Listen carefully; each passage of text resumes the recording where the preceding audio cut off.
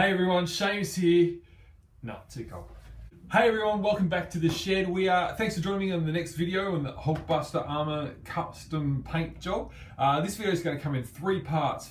We said that we're priming today, and we are going to, but first we have to sand just to make sure the primer sticks properly. So I'm going to sand, that's part 1. 2, I'm going to prime, spray painting, and then 3, I'm going to put down the base coat of paint, which is spray painting as well. So here we go. So when I went to the local hardware store, the finest grit of sandpaper I could find was 240. If you can find something a bit more finer than that, I'd recommend doing it.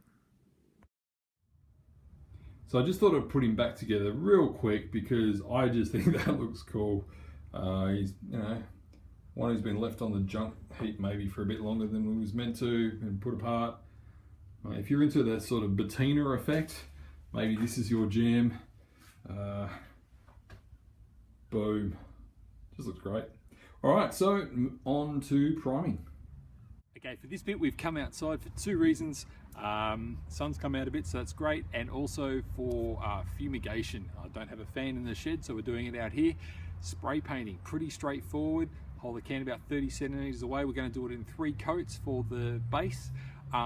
Let's do it. So for my first coat, I'm making sure we get a really good solid covering over all the pieces. I'm trying to get all the angles right, because if you don't look at it from different angles or spray it from different angles, you still have the red pieces showing through the grey. Coat 2. So I didn't get great coverage all over in the first coat, so this time I'm covering all the bits that I missed and making sure I get that second coat over the grey as well. Coat 3. And at the end of this one, I just had to pick it up and make sure that that hinge at the top of the chest and back pieces, that was covered as well. So that's it for the undercoat. 3 coats with 15 minutes between each coat. I'm going to next take them inside at room temperature, let them set for about 3 days before we apply the red paint, which is the next step. Yay! Alright, well it has been 3 days now, so now I'm getting started on the red coat. Oh yeah.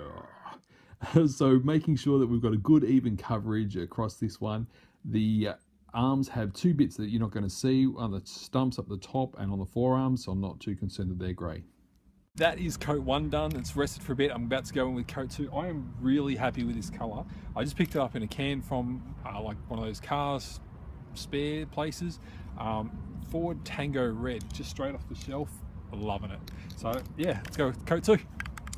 Coat 2, really felt I needed to pick up the pieces to make sure that they're giving coverage from all angles. Mental note to self, buy some gloves. 1 more coat, I reckon.